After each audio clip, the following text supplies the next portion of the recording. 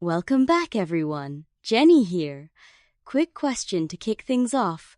What's the coolest thing you've ever spotted outside after dark? Fireworks? A howling full moon? Or maybe something totally unexpected? Hey Esther, I actually once caught a glimpse of a meteor shower, but nothing beats those mysterious little blinking lights in the grass. I'm betting we're talking about fireflies tonight, right? You got it. Those flickering lights aren't just for show. Tonight's episode is all about the magic behind those nighttime twinkles. And speaking of magic, let's set the scene if you can. Switch off the lights and join us in the glow. I love that idea. It's like creating our own field of stars right in the living room. So, what's the science hiding behind these glowing insects? Great segue, because Siddharth called in with the classic question, why do fireflies glow? It's a mystery that's puzzled backyard scientists for ages. And it's a fantastic question. At first glance, you might think their light comes from something like fire or electricity, but it's actually a totally unique process happening inside their bodies. Exactly. Up close, you see that fireflies are insects, not tiny lanterns or light bulbs. The light shines right through their bodies, which is wild to witness. And the real kicker? That glow is thanks to a chemical reaction, not magic. But what exactly is going on inside that little bug? Let's dig into the nitty-gritty. So here's where things get fascinating.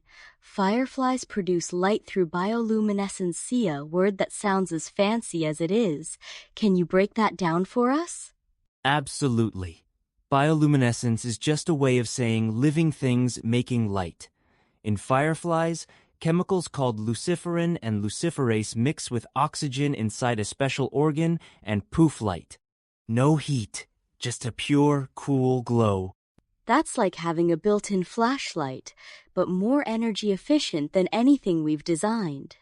Fun fact, scientists have even copied these chemicals in the lab to study and use in things like medical imaging. Right. And unlike light bulbs, which waste energy as heat, firefly light is almost 100% efficient. It's the Prius of lighting. But this glow isn't just for dazzling humans. There's a purpose behind every flash. Let's talk about those patterns. If you've ever watched fireflies, their flashes seem random at first, but is there a hidden code? Totally! Scientists have spent years observing fireflies and noticed that each species has its own signature flash pattern. It's like Morse code, but for insects. Some flash every few seconds, others create floating rivers of light. Imagine a crowded dance floor where everyone's got their own dance move. That's basically what's happening in a summer meadow at night. Exactly. And these patterns aren't just for fun, they're crucial for communication. But what are the fireflies even saying with their light shows? Here's where things get spicy. Turns out, most flashing fireflies are males, flying around, flashing to get noticed. It's the ultimate dating app, but with light signals instead of swipes. Males flash a specific pattern, and if a female on the ground likes what she sees, she flashes back at just the right moment. That's nature's version of, hey, I see you, but with impeccable timing. There's even evidence that some species have females who only respond to their matching male's signal. It's a highly selective process, kind of like only responding to the perfect pickup line. And with over 0 firefly species, that's a lot of unique signals flying around on a summer night. Scientists have gotten pretty creative to study all these signals, right?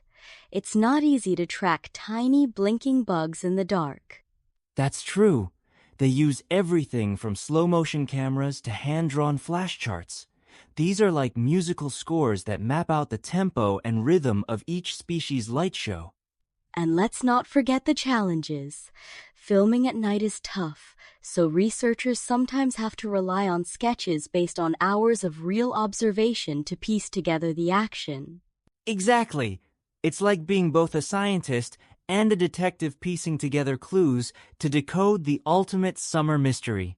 One thing people always ask, why do fireflies flash on and off instead of just glowing constantly?